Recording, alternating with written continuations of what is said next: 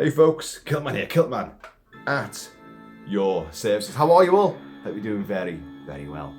Now, as some of you will know, some regular viewers will know, I have got a mystery canvas movie artwork hidden away in a box right here. And I've got to try and work out what's in that box. Now, there's a story about the unboxing of this. This arrived from your friend and mine. You know him, you love him. It's Steve 007 Smith, the Super Channel contributor who has literally bedecked the entire walls of the entirety of Kilt Mansion with all these fabulous movie artworks, which he has a huge role in creating and redesigning and getting the colours and the specific imagery, and then he sends it off to his little factory full of elves who put it all together, and then they send it to me. And then he sends me a little set of clues as to what it might be, because I'm not supposed to know what it is until I open it. And he sends me these cryptic clues and I've got to try and work it out. Now, this arrived a few days ago, but what also happened in the ensuing time, and some of you definitely know this, Liverpool won the Carabao Cup after a humongous war-like battle with Chelsea on Sunday night. Full 90 minutes, then half an hour extra time, and then all 11 players of both teams went for the penalty shootout. Oh my God, and Liverpool won. Well, the screaming, the shouting, the hollering that was done wrought havoc upon my throat and my ears. And but my God, I did manage to salvage a video on the Monday, sort of late afternoon, explaining why I've still got this box, and I'll do it later on. But to be honest, folks, that took a Herculean effort just to speak on that video, because my throat was so rip, raw and ragged. And I've literally only been able to find my voice again properly today. And it's been great. It got me out of a few meetings in work. So, hey, you know, every cloud. And but this has been sitting here because I'm thinking, well, I can't do a video. If I can't speak, I can't do a video, can I? So finally, we're going to do this. Now, we've got to go through the history of getting this. This turns up and the clues arrive from our good friend Steve. And the clues with us. And, you know, you guys know, regular viewers know, that I'm pretty much 95% correct on these. That's no slight on Steve. It's just that me and Steve are on the same sort of wavelength. We're same sort of age, and our taste in movies are very, very similar, and we the same sense of humour. And I kind of guess I can work them out from a couple of clues, and I'm pretty much on there. I might go off on a few different tangents, but I'll always come back to something. And if I don't get it right, I usually have named the actual correct movie in some of my other little ideas. Oh, here's my list of 5, and it's one of them. So I've normally come up with it. There's only been a couple of times where he's completely bamboozled me. And this, folks, was one of those times. I'll explain why I now think I know what's in there. And it's not from those first clues. Those first clues, folks, were thus. You won't see it coming. You'll be dead within minutes. And simply the best. What? Well, I'm playing John Carpenter's score for The Fog because for the first, I don't know, day of having this, I was just, it's the fog, you won't see it coming, you won't see it coming. I couldn't get past the fog, it's the fog, or maybe it's the mist, you know, oh yeah, the mist perhaps. And the thing is, the stupid thing is, like, you see the fog and the mist, it's just you don't see what's inside the fog or the mist. And one of the taglines for John Carpenter's The Fog was always like, yeah, you know, what you can't see won't hurt you, it'll kill you. So I got completely honest, you won't see it coming, you won't see it coming. But it doesn't fit the other 2 clues. You'll be dead within minutes and simply the best. Oh, Jesus. So I then had to think again outside the box.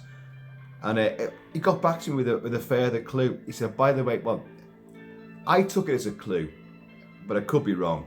he said it's not portrait. In fact, the majority of the canvas artwork he sent me have been portrait. He said this one's a landscape. So I got straight away back to him. I said, like, I'm seeing Zulus on the horizon. And I think he sent me a thumbs up, which meant that it's not fucking Zulus. You know, I'm going like that. Like, you're on the right track, but nah, you're fucking wrong. But I went, if it's not Zulus, I'm definitely thinking war. Because it's just the landscape thing sort of gave me it's a bigger canvas, literally. And, you know, it's just war and action and a big, huge sort of landscape sort of setting. A big tableau of carnage. But then my mind began to work again, and hang on a minute. What fits the clues? Oh, Jesus. I'll tell you, this is what I wrote down, right? This is I've added to it because another clue was forthcoming. But we'll get on to this. Right. I'll show you there. There's my initial writings, and there's the extra bit I wrote. Now, so from those clues, let's go through it again. You won't see it coming. You won't see it coming. You won't see it coming. You'll be dead within minutes. Minutes? Is it a countdown? Is it a countdown sort of thing? Are we in that kind of scenario? Have you only got a couple of minutes? And what's the other one? You won't see it coming. Dead within minutes. Simply the best. Simply the best. So, right, you'll see after the fog, I wrote. Can you read that with the ring light? GoldenEye. GoldenEye. What did I christen Steve 007 Smith? He's a massive James Bond fan, as indeed am I. A massive James Bond fan. So I thought, like, well, simply the best. It's Tina Turner, isn't it? And she sang the title theme to GoldenEye. But does GoldenEye fit the rest of the clues? You won't see it coming, isn't it? It's a big laser sort of surveillance and laser cannon thing in the sky, and I don't know. You'll be dead within minutes. Well, you've got Alan Cummings playing the Russian sort of, he's working in a big Siberian headquarters, missile directions and all that. And he's got the pen, which is the explosive pen, which 007 Pierce Brosnan has. And it's like, 2 clicks, arms, 2 clicks, disarms. And he's like, and like, there's a time limit on that, like, but Alan Cummings is spinning this pen around. I'm invincible and all this kind of shit. Like, simply the best. Tina Turner, GoldenEye. So I thought that a lot, and but again, I was drawn back to this thing about you won't see it coming. Alan Cumming. Oh, hang on a minute. Oh no, that can't. Is that right? Alan Cumming plays that Russian. You won't see it coming. Minutes to live. Simply the best. Shit. Suddenly I'm thinking that you're watching this real time, folks, and I'm now thinking it is GoldenEye. Yeah, I'll talk myself out of it now because I also thought this whole thing about you won't see it coming. Again, I'm falling for this. One of my favourite horror films of all time is the film Wolfen. Not just one of my favourite horror films, one of my favourite movies of all time, Wolfen. And a lot of the taglines for Wolfen are, you won't see them, you won't hear. They can tear the breath from you. They can hear a cloud pass overhead, but they're so quick you'll never see them. You'll be dead within minutes. You won't see it coming. You won't see them coming. They're too quick for that. Simply the best. They're the best predator on the planet. Thought that. Don't think it's that. I also thought of Star Trek the motion picture, and I don't know why that is. I thought of V'ger the cloud approaching Earth. V'ger, the mighty V'ger. You won't see it coming. You'll be dead within minutes. Simply the best.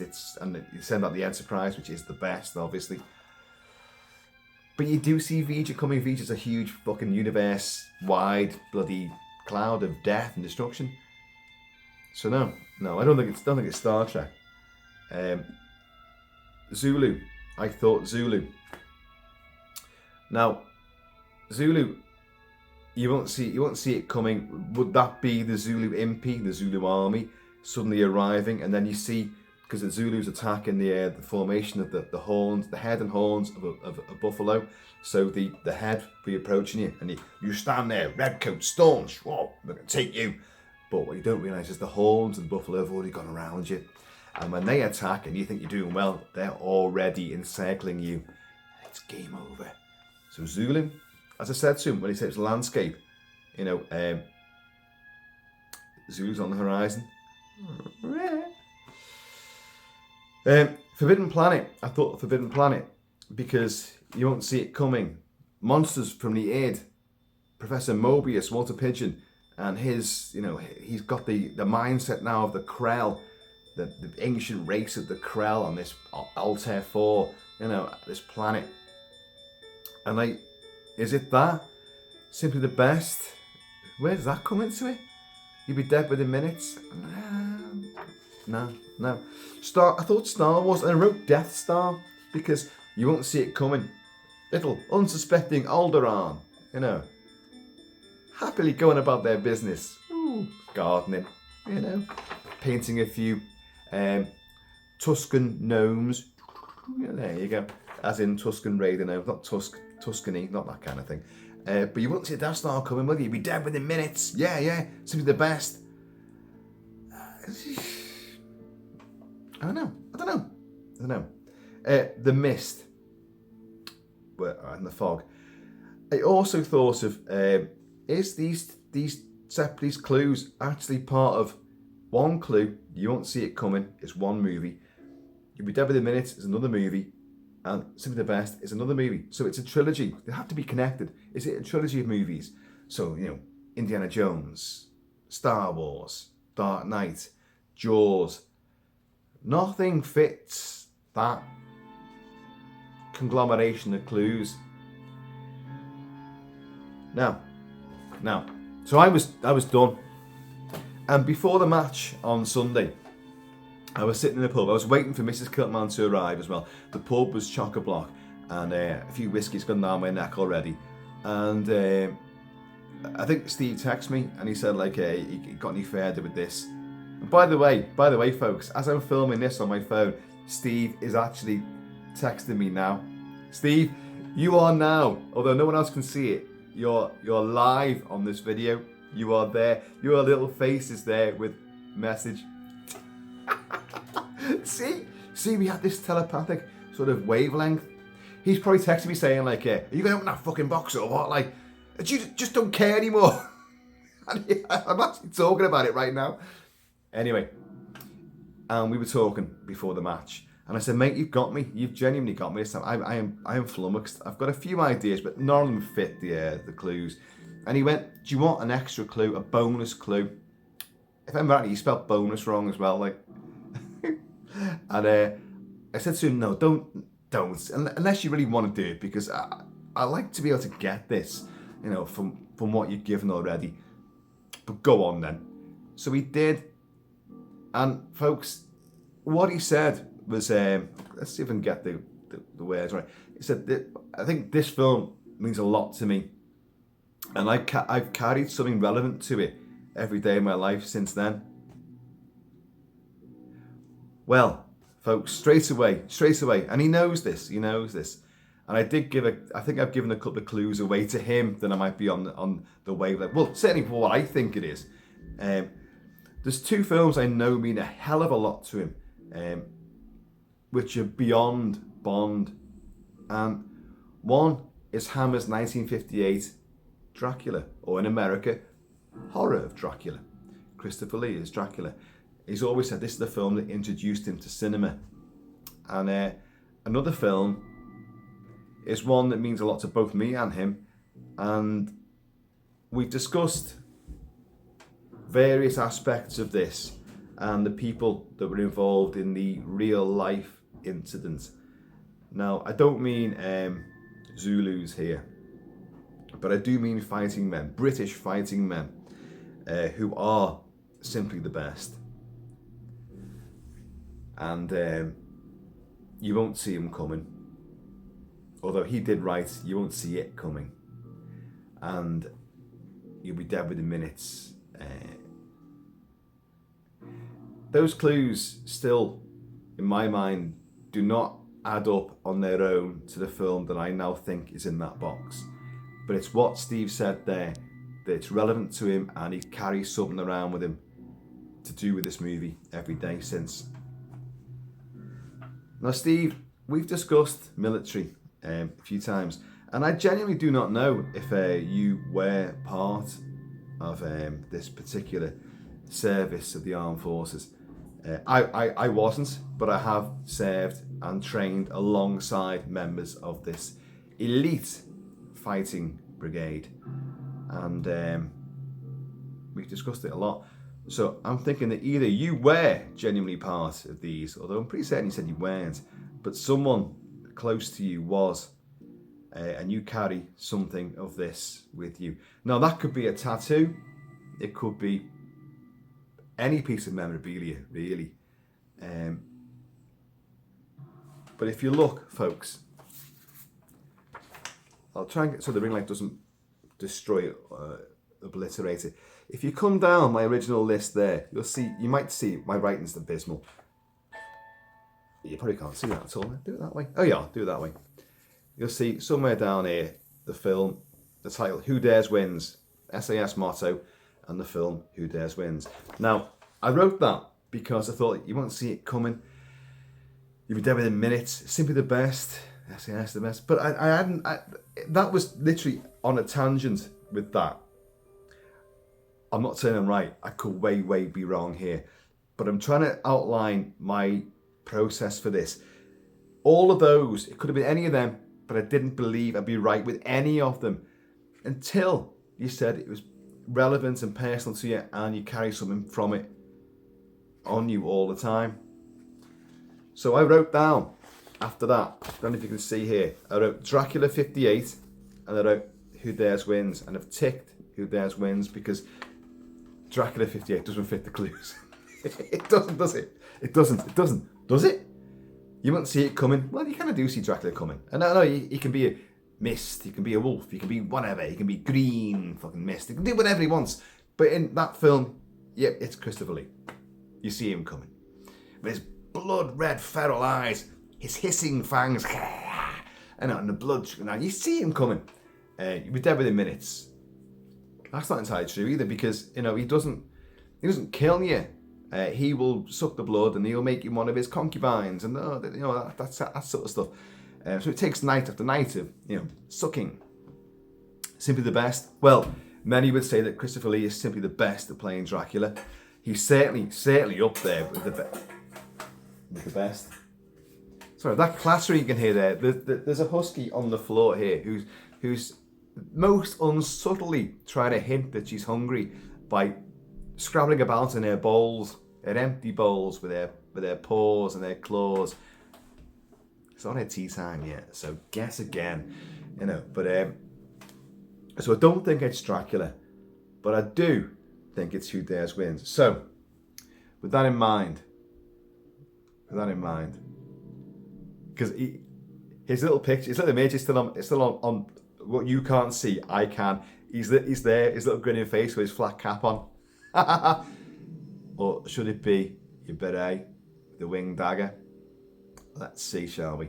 Let's get on to Roy Budd's fantastic music for Who Dares Wins. Ewan Lloyd produced this movie after Princess Gate, the Iranian embassy siege. The SAS went in front of the world's cameras. They went in there.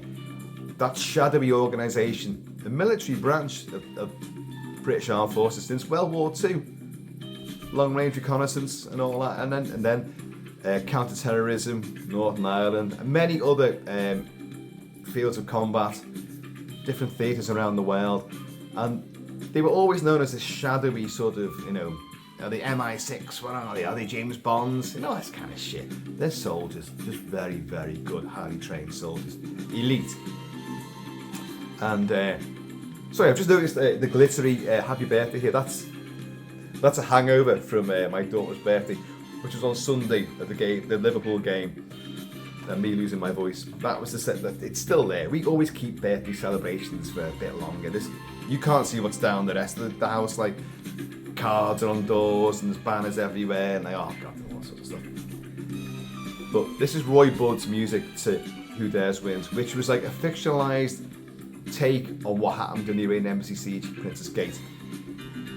And it's the American embassy is stormed by the People's Liberation Front, you know. Life of Brian there. Are you the People's Liberation Front of Judea? No. Fuck them. No, we're the People's Judean Liberation Front. You've got Ingrid Pitt as this vicious bitch. Vicious assassin bitch. You've got Lewis Collins as the supposedly disgraced Captain Peter Skellern SAS, who gets himself kicked out of the regiment to go undercover to join this People's Liberation Front because he knows something's cooking. You've got the great Aussie actress, Oscar-winning actress Judy Davis, who's the head of this organisation. You've got John Duttine, the great John Duttine, who's like a second in command. You've got Maurice Reeves playing he's the Sergeant Major of the SAS. It's just fucking awesome. Awesome. But it's Lewis Collins' movie by far. And Roy Budd's. You've got Edward Woodward in there as well. And you've got the guy from the Barrett Homes TV commercials. Anyway, folks. I'm looking now for me skiing do. If I'm wrong on this,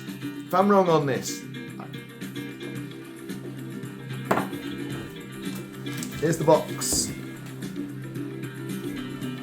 Oh, can't show the address there. Here's the box. Unbroken. Still totally sealed. For those that think I do some kind of X-ray process on these, I don't. I really would be in the dark with those first few ideas I had until he said it was relevant to him and he carries something from it on his person every day. And I'm thinking it's a tattoo. Or do you carry the have you got the beret as well? Do you carry that in your pocket? You know, do you? I carry the green beret with me a lot. Sorry, I'm pointing over there because it's in the cabinet over there behind me, along with a lot of other Marines memorabilia. So, okay, let's just do this. Jesus Christ. If I'm wrong, I'm wrong. Whatever it's going to be fantastic.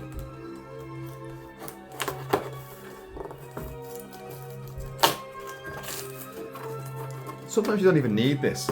Sometimes it's absolutely anchored down. Now, if you've seen these kind of videos before, then you'll know what's going to happen here is the canvas is sealed in with cellophane and it's face down against a cardboard backing sheet, so you can't see what it is. So I've got to split the cellophane and then bring the canvas out. Oh, you see the throat's going again. Now this is a bit of a worry, this, because I'm going to see The Batman at midnight tomorrow, and I was coughing a fair bit as well, and I do not want to be sitting there for 3 hours from midnight till 3 in the morning watching The Batman and coughing my lungs up. But today I've been largely fine. Found the voice again. Haven't been coughing till now.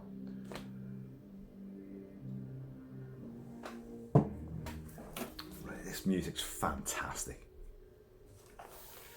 And the siege on this American embassy, it's great. It's very realistic, except for one fucking thing. When the helicopter goes in right on time, Skellern arranges like a blackout and all that, like the power gets cut, helicopters landed everywhere, they think it's the world's press and all that kind of thing. They want a nuclear missile fired at Holy Lock to show what one nuclear missile can do. In the name of world peace, they're going to cause nuclear Armageddon. This is the SAS coming in. Oh, all black garb and all that. But they have two guys hanging beneath the helicopter, just swinging there like Heckler and Koch. Oh God, see, I'm coming a cropper here. Who then get delivered through the top windows of this chateau. You know, anyone could have seen him coming and just pinged him, you know, but looks good, but it's fucking stupid. Right, it would appear to be the other way around, so... Oh, it's landscape, isn't it? I should take it out and stick it the way and try to bring it up properly. Okay. Hang on a minute. Is it some kind of like poison gas in here as well, Steve? Okay, I'm going to do it. I'm going to take it out. I'm not looking.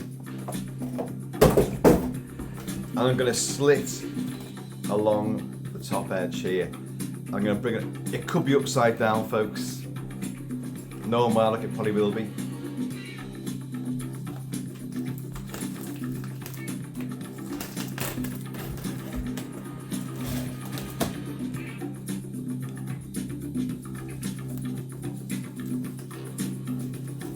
Trying to think what's the best bit of music to.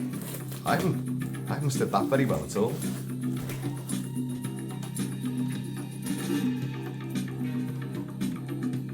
No, let's go for.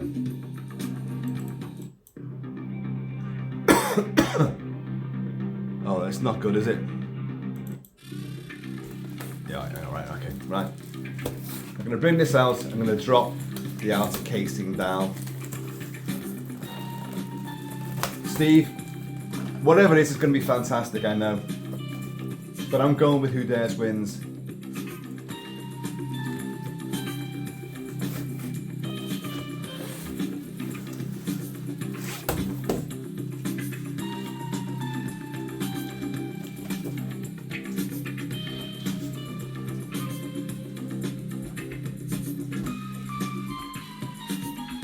Sorry, I was reading it, and I love the fact. Oh, by the way, I'm right. Did think I was. The AA certificate.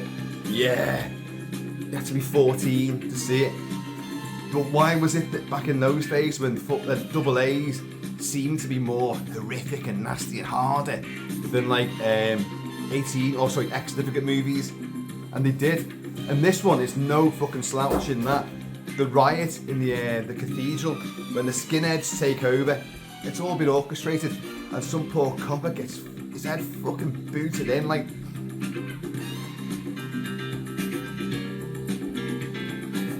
Now that is.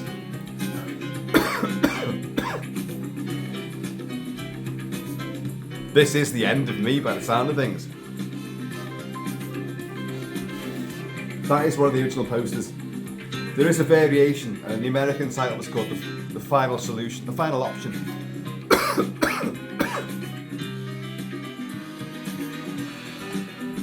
This is not good at all.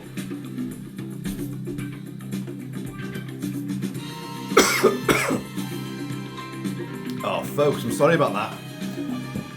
Got excited and my throat's all choked up. Look at this. The closest you'll ever get to knowing the secrets of the legendary SAS. How jazzy is that? What a great image. Flames. A guy silhouetted in all the combat smock, the gas mask, the black, the intimidating black combat gear. Who dares wins? The Final Option, which I think the American title was.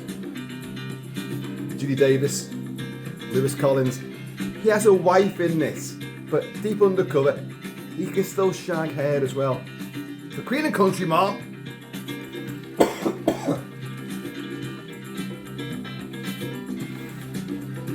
Robert Vaughan, Evan Woodward, Richard Widmark, Judy Davis, as I say. Based on the book The Tiptoe Boys, which I've got the original novel of that, which is the same story. They just call it Who Dares Wins. Look at this. Ah, it's fucking great. Absolutely love it, love it. Oh. Just trying to think where that's going to go. It's going to go everywhere. Let's see if you've played around with the credits, as he does sometimes.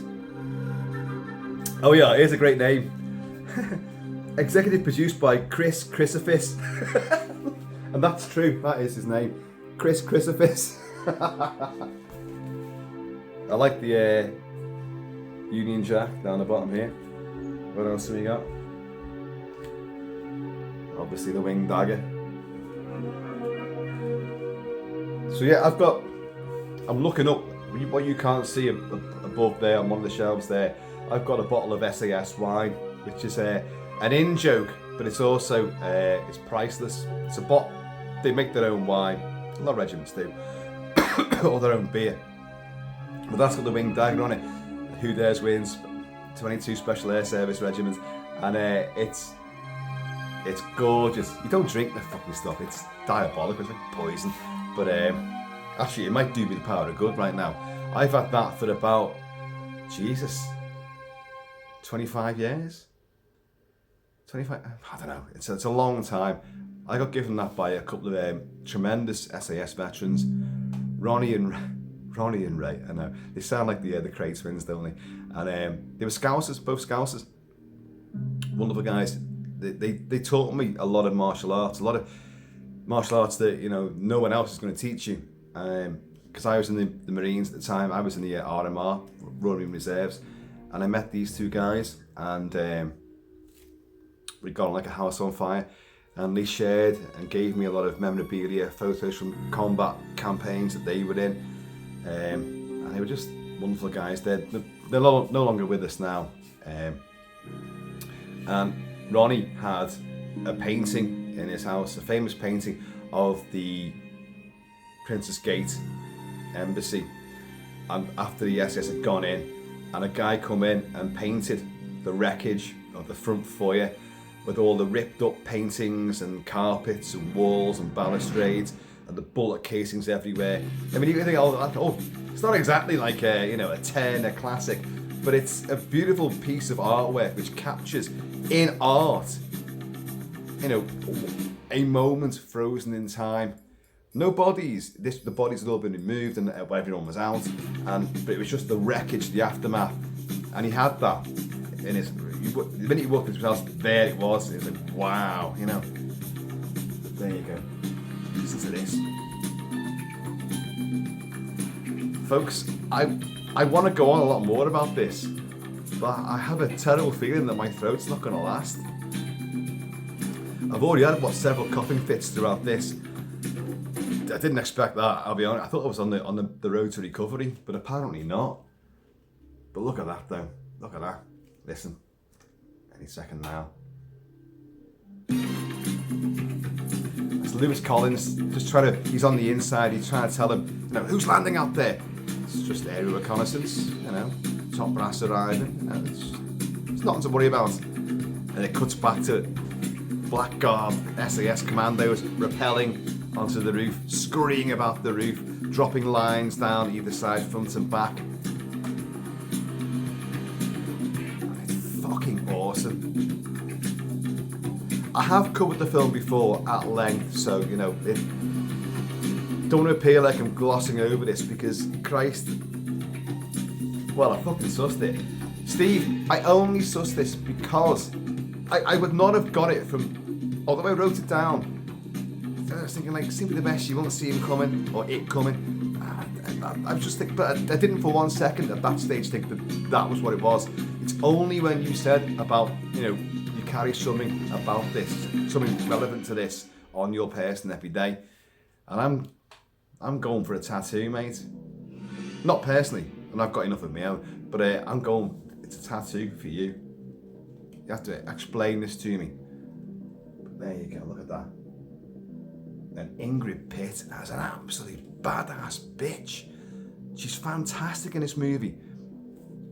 They hold hostage Captain Peter Skellen, Lewis Collins' wife and small child, in his lovely little house in London's suburb. And they've got a copper who was watching over the house, got him hostage as well.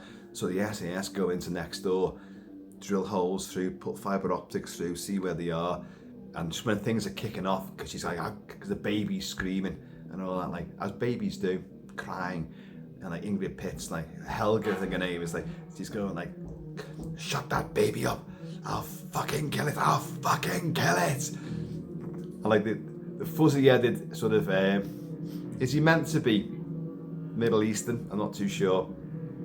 Her sort of cohort there saying, Helga, you'll ruin everything, because she's going OTT. And like Rosalind, her name should be here. Rosalind Lloyd, who plays Mrs. Skellen, has the baby and she's screaming like, she's already fought, she's punched Helga, and like the SAS, they put like explosives around this poor neighbour's wall, and they're gonna blow a chunk out the wall and then come in and double tap these two bastards, which they do in an alarming quick moment, which is where the clues comes in. Clearly, you won't see it coming. You'll be dead within a minute. You'll be dead within seconds. That's the way it goes. And they turn a power up. They shine a flashlight into the copper's face. He's been beaten up and poisoned, and he's handcuffed to the banisters. And he goes, "You all right?" Black garb fucking SS. "You all right?" And he just goes like, "Yes. Could you guys run that by me again? It was a little quick for me." You know, it's just fucking awesome. And you see them in the flashlights. There you go, Steve, mate. It's awesome. I love it to bits. I'm gonna sign off because an absolute well first for me. I'm dying.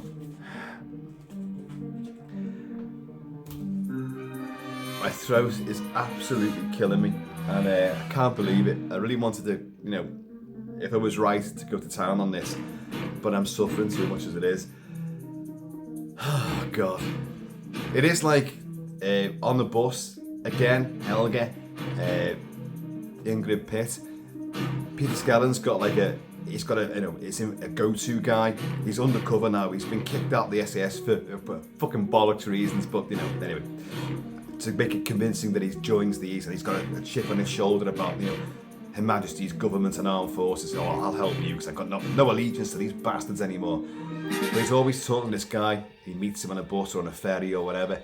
But Ingrid Pitt's onto this, like, and after Skellen leaves, a meeting on the bus, she gets a makeup mirror out, and she's like, and she sprays him, and he goes,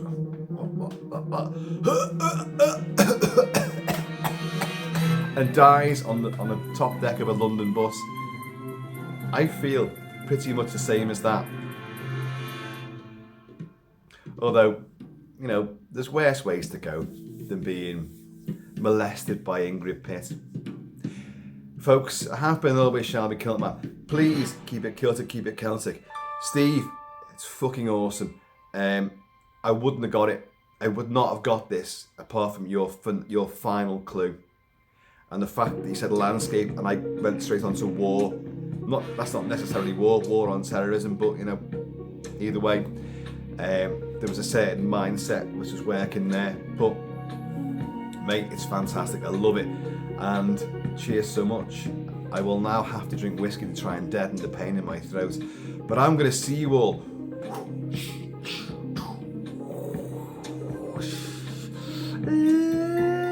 laters.